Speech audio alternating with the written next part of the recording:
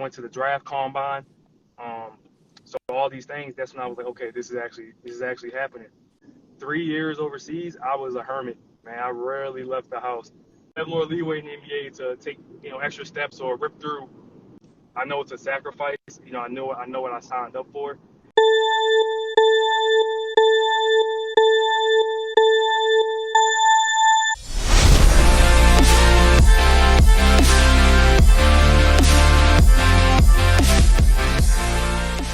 Wonderful. Let me introduce you to our audience, and then we can delve right into it. I'm super excited to be speaking to Isaiah Miles, who is a globetrotter and traveling the world, playing basketball. Former college basketball player for St. Joseph University, played for JDA Dijon, the Turkish Super League with SPRTER.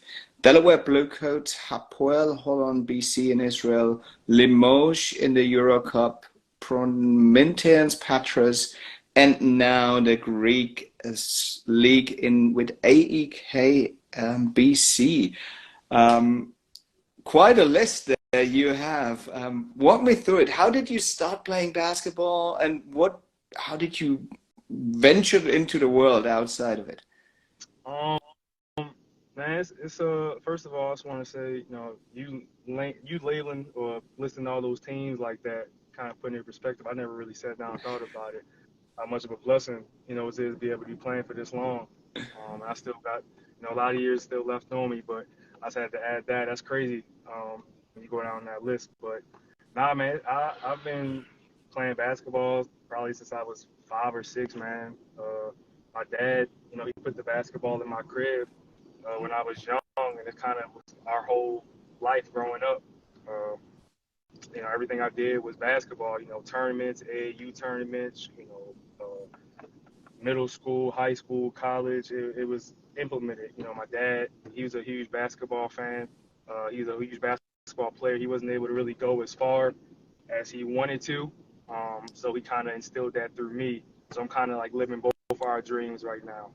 That's phenomenal, and being able to live the dream through basketball, that obviously shows a lot of commitment, and also that history of traveling and going through different clubs. So I want to make sure that all of the fans from around the world also understand and know that you have an awesome experience store set up on the SPRTER app.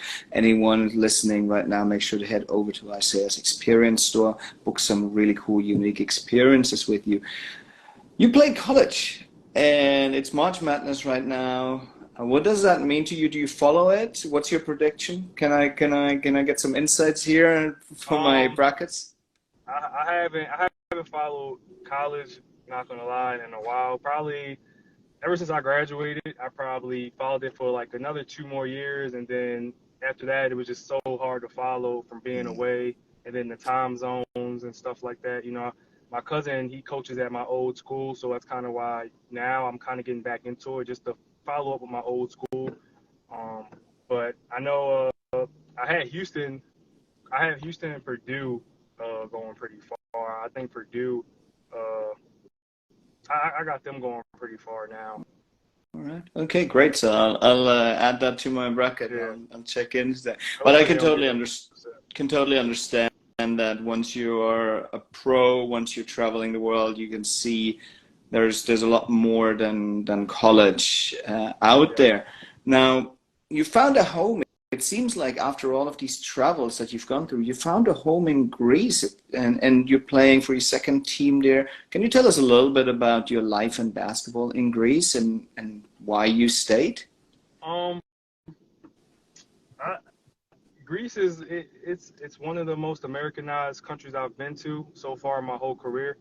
I'm in Athens. I live about 15, 20 minutes from downtown Athens. My family's with me right now, so they're able to experience, this with me. But it reminds me, it's a resemblance to New York.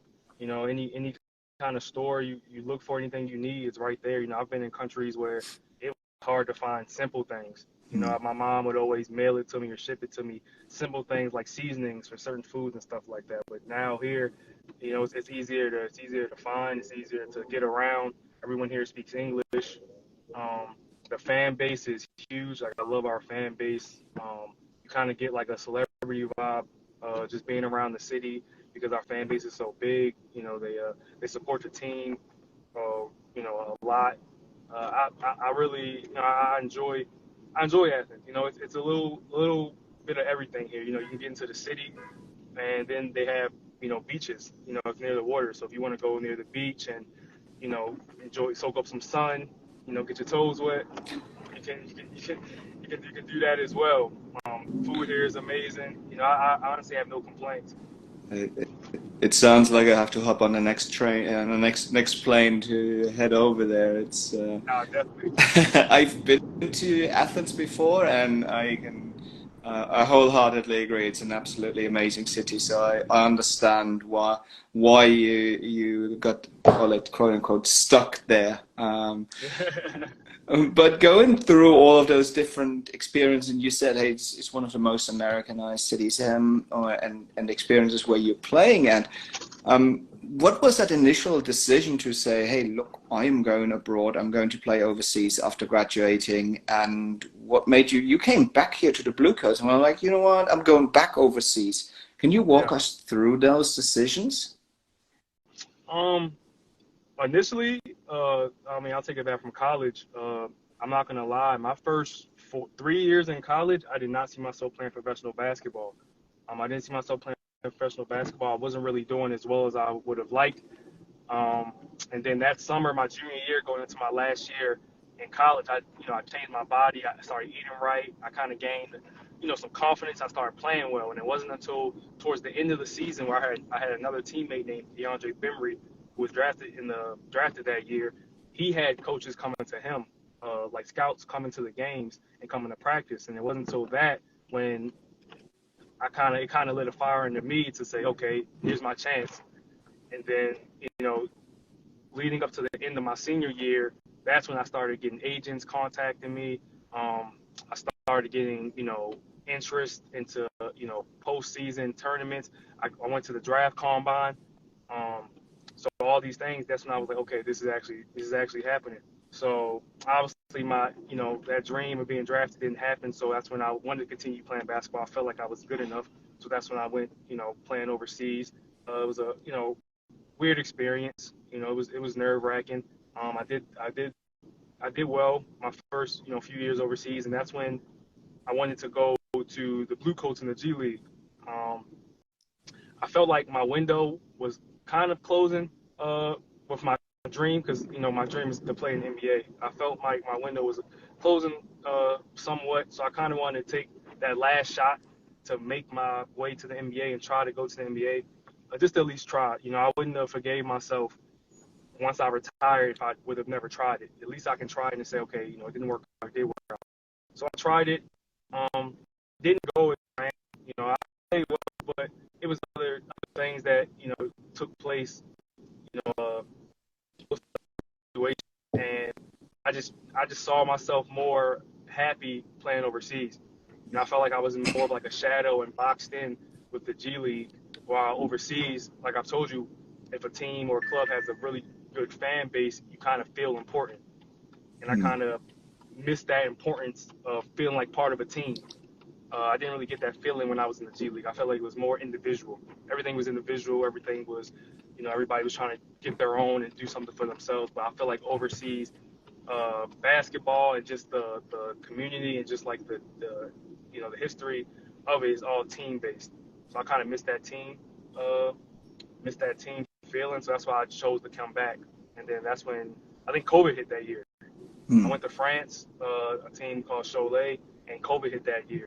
So that's when I went.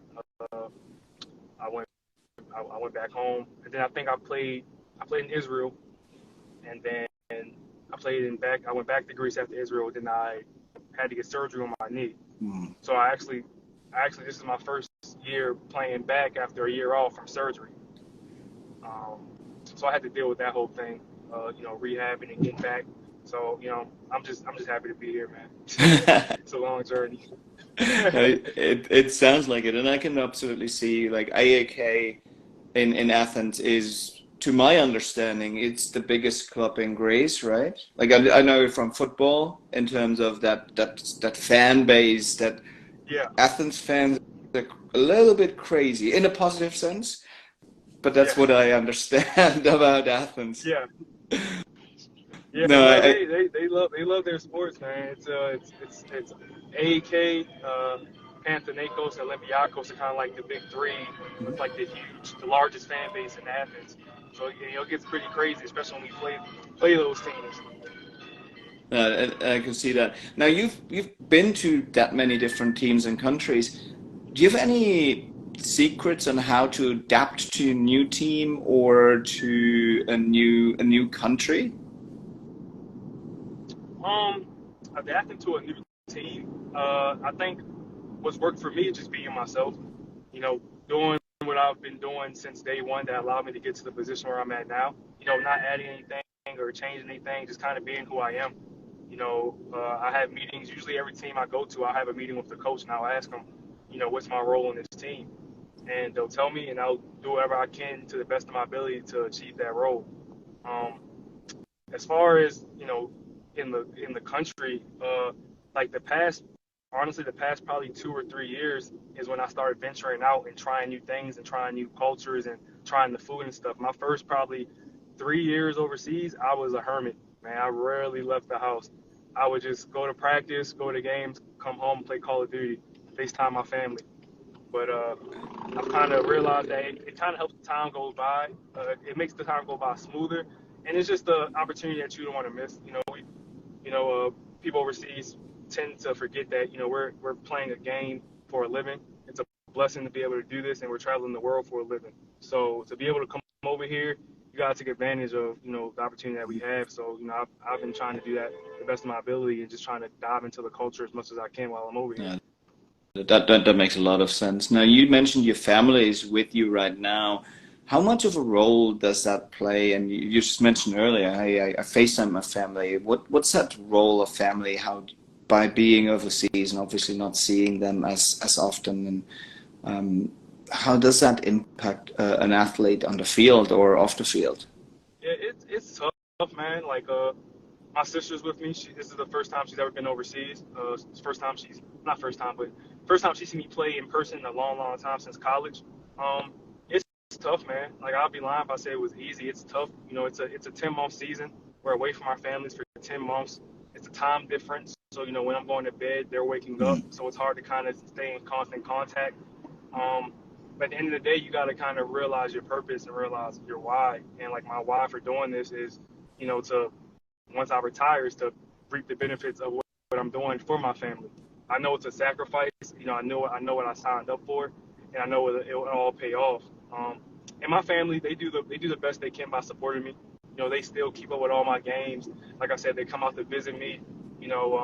They've been my number one fans and number one support system since day one. I'm blessed to have that, and I'm thankful for that. That they have my back since day one, and that kind of allows me to keep going because I don't want to, let them down or fail them. So that's kind of my motivation to kind of keep going because it does get tough. It does get tough. I can absolutely see that. Now, when you mention it does get tough, what are some of those, call it, low moments, and how you just mentioned the family is part of the motivation to overcome those. But have there been moments when you were like, screw this, I'm putting the boots on the wall, I'm done, and Oh yeah, absolutely. It's been a few times about that. It's certain teams and certain countries you deal with adversity. I've been in situations where I wasn't getting paid on time. But situations where we were losing and I haven't been playing particularly well. So I've get into like deep holes of in droughts or slumps where it's kind of hard to pull yourself out of because you're by yourself or when you're not at practice you're alone. So you kind of like dig yourself out of that. Man, I've been through it all. I played in Israel 2 years ago. There was a war between Israel and Palestine. So I was in the middle of a war where there were missiles and bombs going over my head. I had to, spend days and nights in bomb shelters. So it's been a few times. And I was like, man, is it worth it, man? But at the end of the day, it was, man. I don't regret any decision I made, anything I'm done. Like, I'm happy for the place I'm at and the position I'm in. Wow. I mean, that's when you really start to question your life choices when those Yeah. missiles are, you're like, is this really worth it? But Yeah, as you said, I mean, there was a bomb blew up right outside my apartment. I mean, a bus. A bomb blew up a bus right outside my apartment. yeah. It was scary, man. It was scary. I can imagine. I mean, obviously, glad nothing happened. And in hindsight, it's like, well, I can get through this. I can probably deal with anything. Yeah, But I mean, those are experiences that you don't wish on anyone. And we need a lot more peace in the world. But it's yeah. those type of experiences. I am sure that's definitely challenging and hard to overcome. Um, how has basketball changed over the last years overseas, and where do you see it going overseas as compared to the NBA, or what is the NBA doing? We're like, well, this is what we should be doing over here. I think overseas is, to my personal opinion, I think it's a lot more competitive. I know you probably seen or heard interviews of like Luka Doncic or Giannis saying that it's easier to score in the NBA than it is overseas. You know, without the defensive 3 seconds in the paint, that's a huge difference because it changes the spacing of the court, it changes the spacing of the game. I think overseas is more tactical. You Hmm. know, you don't really have many guys that are super freaks athletes. Like, you don't have those LeBron James, those high jumpers. So, a lot of dudes are not as athletic, but they're smart. You got dudes over here that play until they're 37, 38, and they're full of basketball knowledge and IQ that it allows them to play for so long because they think the game. Whereas in the NBA, I feel like it's more relied on athletics. Um, but again, NBA is the best league in the world to my opinion. That's what I believe. But I think it's I just think the competitiveness is different over here. You don't have those 100-point games like NBA. Like I said, I think the community and the crowd and the fans, it gives that college feel. It Hmm. gets crazy. You got fans lighting up flares in the stands.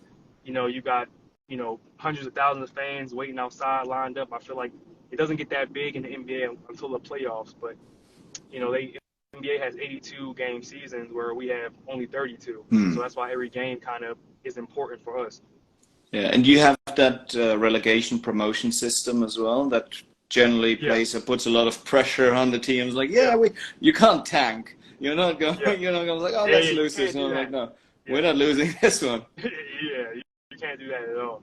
I, I I can absolutely see that. In my perspective, it seems like the international leagues are catching up. As you said, NBA is where, I mean, that's where the money is, and where the money is usually some of the highest level will be. But I think overseas is catching up. Greece, Croatia, Spain. I Yeah, think there are some really. you see a lot of Europeans going over to the NBA now, having a lot of success. Like I said, the number one draft pick, this season is plays in France. Yeah. Um, so he's a freak of nature. So I think that's kind of where the NBA is headed, of just like having just like teams of just like monsters, just like 7'4", 7'5" dudes who can play like point guards. Yeah, that's pretty crazy. Now, we have a segment that we call Break the Rules, where we ask you to make a rule change to basketball that you think would improve the game. And improving the game could be anything from the game for the players, for the fans, whatever it is. What would you change in the game of basketball? I'm gonna just go off the top of my head now. Just something I struggle with is the traveling call over here. It's different than it is in the NBA. You have more leeway in the NBA to take extra steps or rip through, rather than over here you're not able to do it as much, and it kind of messes me up sometimes. Where I wish they implemented this rule probably once a game. So that's probably the biggest thing for me. Okay.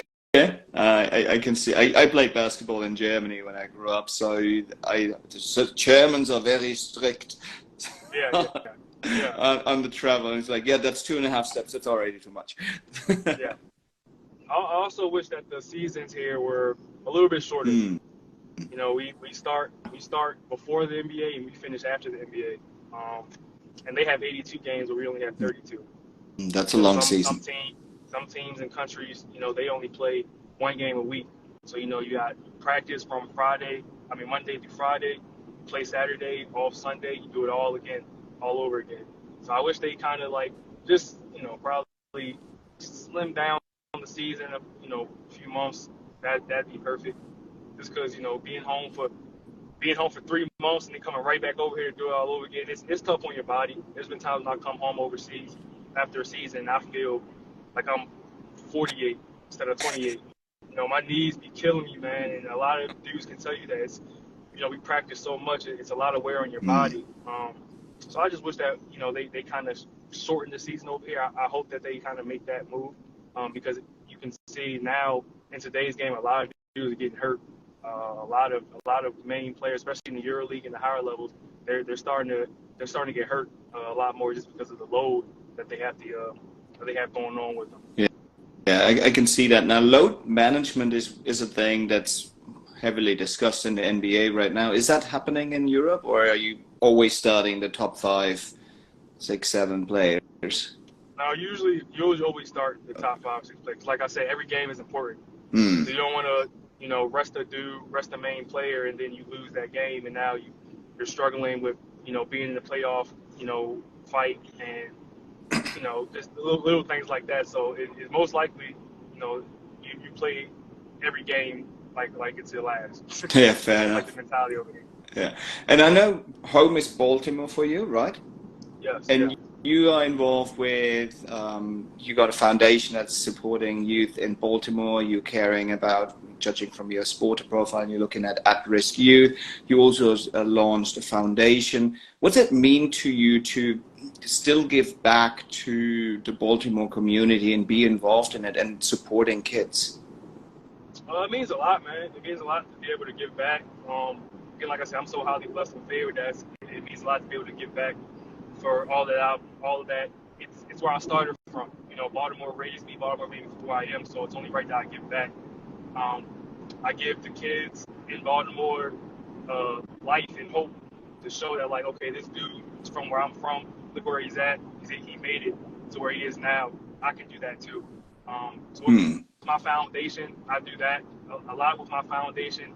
I practice policing. You know, both of my parents are federal agents, so I grew up in a household with kind of strict policing, but it raised me to be on the right way. But you know, in Baltimore and all over the world, it's a big problem between citizens and police, and a lot of youth are losing their lives over things that can be very easily avoidable. So with my foundation, I kind of teach kids of how to interact with police officers in certain situations, and that police officers aren't all bad. They're human as well. You know, they make mistakes just like we do. They're nobody to be scared of. You know, they serve and protect. But you know, it takes a village to kind of get that going. It takes trust and it takes time, and that's just kind of with my foundation. I'm trying to help push that. That's awesome, and I mean, yes, we need a lot more, not from you, but we need people to be involved and support, in particular youth and at-risk youth. Is that's that education and how to support that super important, and we love hearing athletes who are involved in their community. So, thanks for being awesome and contributing back to that. So that's really nice Yeah, I to appreciate it. see. Um, Transitioning to something a little bit more personal, you are a comic fan and you have Huge an compliment. awesome sleeve tattoo.